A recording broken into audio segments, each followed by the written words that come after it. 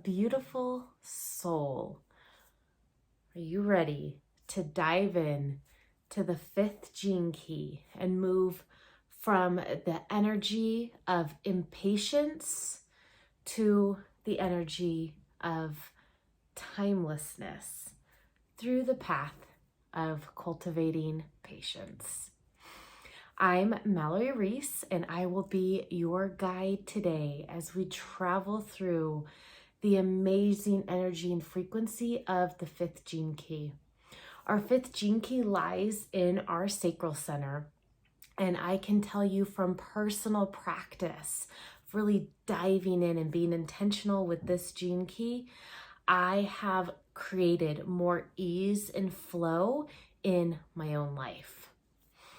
So when we first start working with each gene key, as Richard Rudd would say, we always have to start by looking at the shadow energy, seeing what comes up in our shadows, how we express those shadow energies in our own lives. So I know for me personally, impatience, it was a huge part of my shadow energy, and it creates so many blocks in my life. Now looking back, I have always been like a pusher, like do. That's the generator energy in me. Like I've got the energy, like let's do this. The more I do, the faster it's gonna happen and blah, blah, blah. But in reality, the complete opposite was true.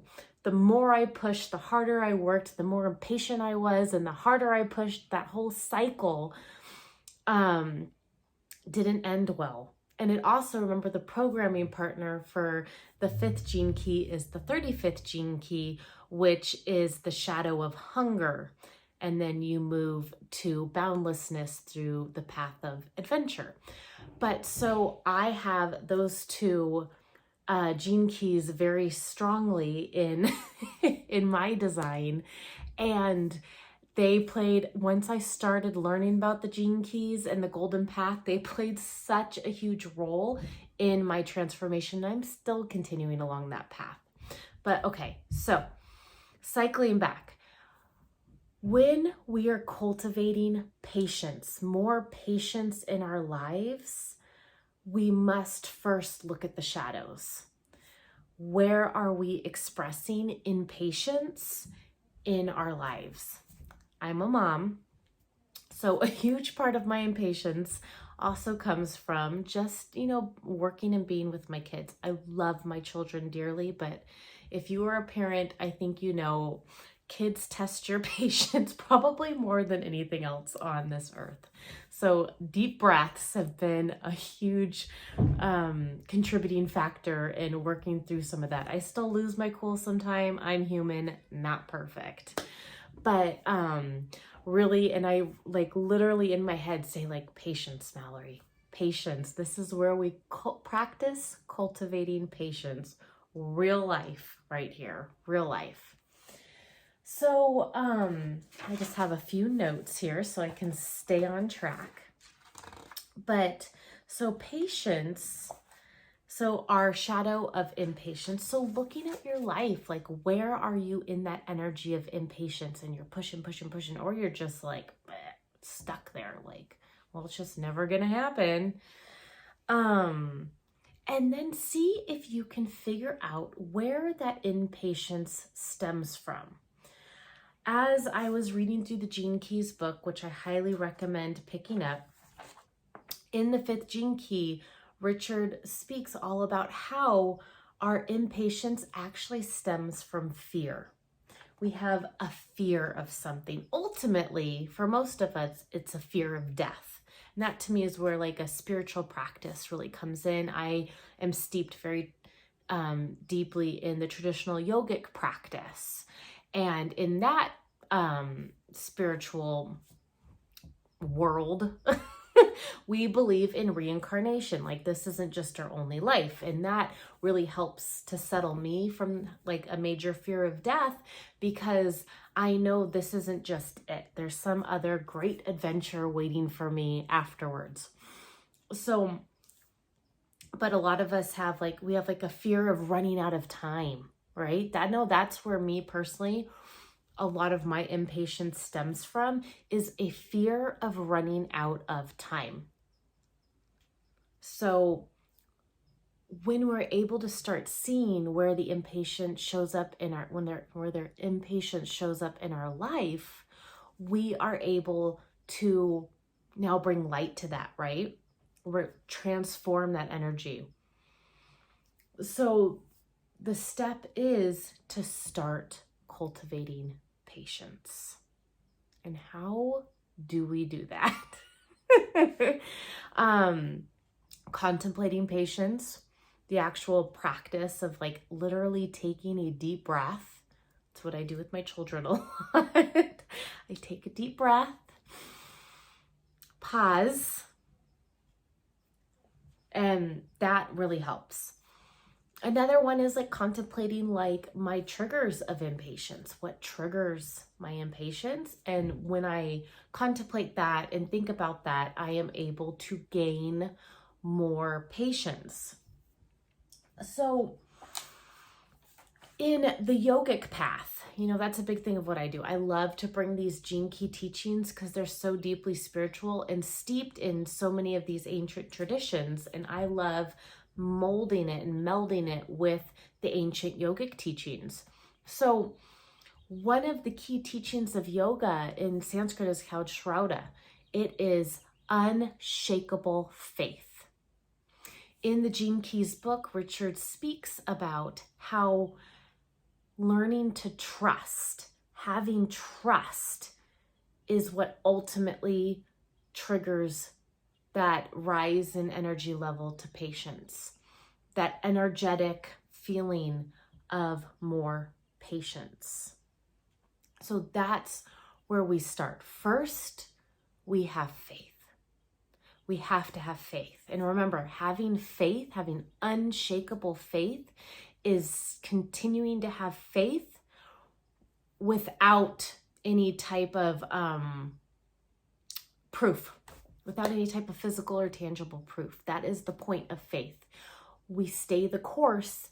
We work on Shraddha, having that unshakable faith, knowing that things will get better, that things will change, that things will evolve, that things will progress.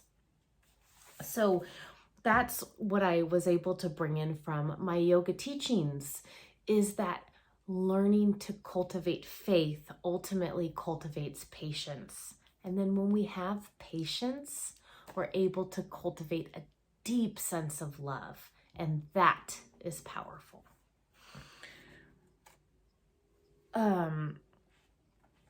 And unfortunately, overall, our collective conscious is very steeped in a distrusting energy. We don't trust the world. We don't necessarily trust each other. We don't have a lot of foundational trust. We don't even trust ourselves. So often, a lot of our blocks can be from not trusting ourselves. It's crazy. So when and how we get to that trust is having faith. That's what brings the trust. We start with faith. For no reason, we just have faith and we start trusting. We trust that the things that are presented in our lives are there to teach us lessons. We trust that everything will be okay. We are strong enough to handle whatever comes to us. We trust that we are strong enough parents that we can take a deep breath when our children are losing it and not lose it ourselves. So, and it's when we start shifting the individual, each of us individually start shifting, bringing in more Shraddha, bringing in more of that unshakable faith, then we start to shift the collective consciousness. We have an impact on generations down the line. We have an impact on our children. We have an impact on our children's children. If we could teach our children to have trust, first of all, in themselves, trust in the universe, in God, whatever, insert your word here of whatever belief system you come from. This is, to me, transcends all belief systems. It's foundational. Everything else is just syntax, right? It's just words we choose to use to explain things. So, learning Shrouda, unshakable faith. Unshakable faith. That's where we start. And when we're able to start cultivating this patience, when we have Shrouda, we're able to start to flow with the rhythms of life, because so often we don't trust the rhythms of life. We don't trust the ebbs and the flows of where life takes us. But if we have faith in the rhythms of life, we can start seeing the patterns. We start becoming aware. So recognize that. Start to flow with life. That's one of the reasons why I've been working on the sacral chakra so much. It's the chakra of the water element. It's where we flow with life. And when we start allowing and trusting our flow in life, life starts to move with more ease. We're not resisting. We're not pushing. We're going like, okay, I have faith. I have trust. I am surrendering. And that surrender is where patience is planted and it starts to grow.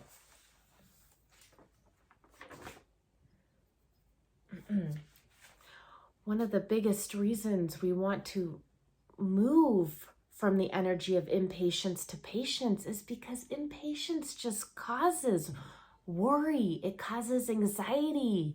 It causes like that actual like cortisol levels in the body to start increasing, going like, why isn't it happening now? Oh my God, there must be something wrong. There must be something wrong if it's not happening now. I don't understand. Right? And we start overthinking. The mind just starts going crazy with the vrittis. We don't need that. We just need to take a breath, going, okay, I see it. I choose patience. I know in my soul, this is going to happen.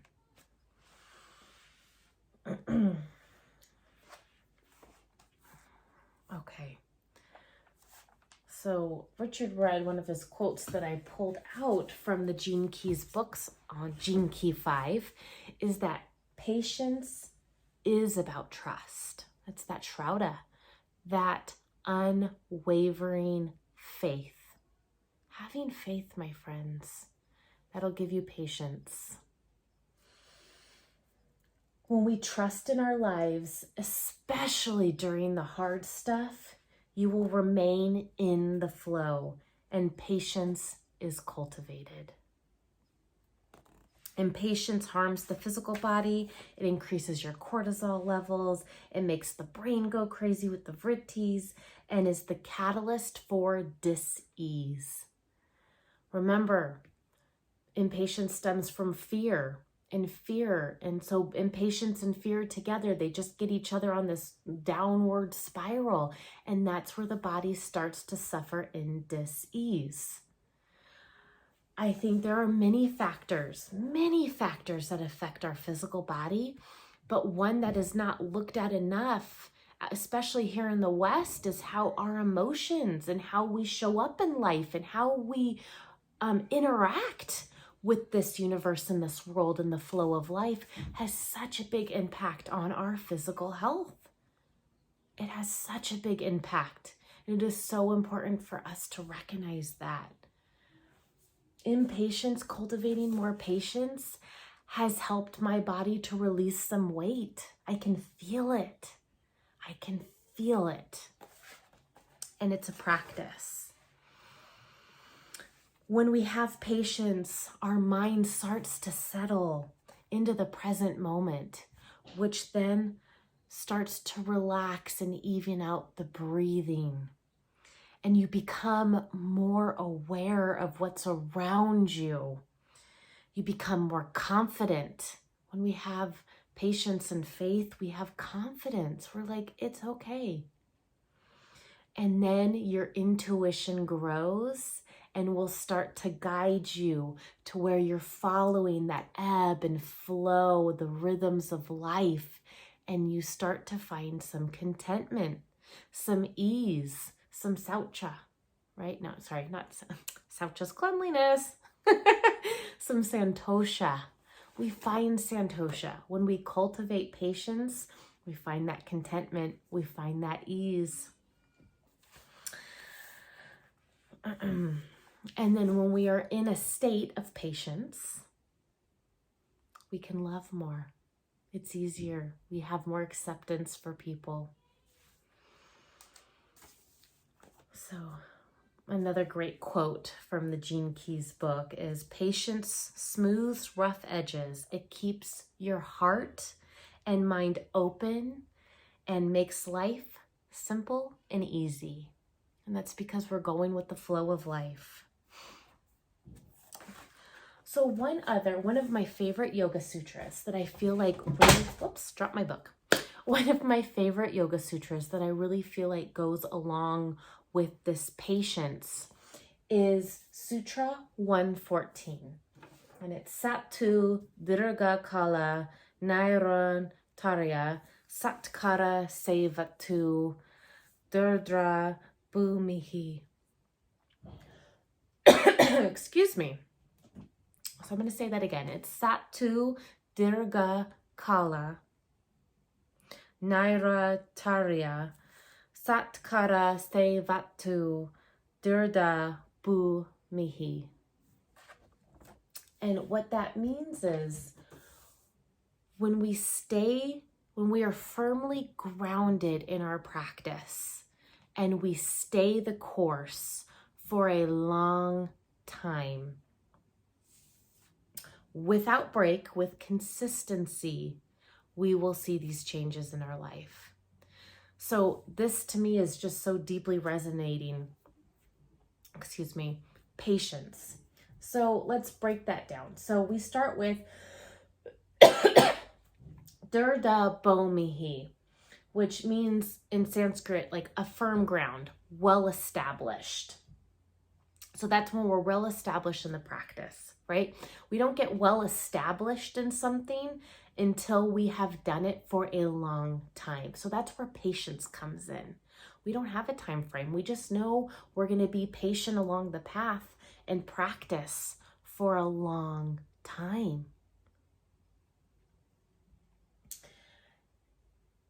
That's the Durga Kala. So Durga Kala means for a long time. And when they're talking a long time, Patanjali, so this is from Patanjali's Yoga Sutras, Patanjali is meaning like a lifetime, like 100 years. We're not talking like a few years. Like a long time means a long time. Patience. In it for the long haul, my friends. So we're going to flow with the rhythms of life. And then the Nairatarya means, that's Sanskrit for without break. So it's continuity. It's a continual practice. And in this case, our continual practice is a practice of patience. We have patience we stay the course for a long time. We have patience, so we keep showing up. And then we have Satkara Sevatu, which means like in earnestness. Wait, I am saying that word wrong, but you understand what I'm saying. When we practice with devotion, when we show up and give it truly our best. That's what we have. So I hope that helps as another layer to your contemplation of the fifth gene key, moving from impatience to timelessness. I didn't talk about the siddhi too much, but whenever I pull in the Yoga Sutras or other traditional yogic texts, I always feel like that kind of brings in the siddhi. So let me touch on the siddhi just for a moment before I close. So the siddhi is timelessness.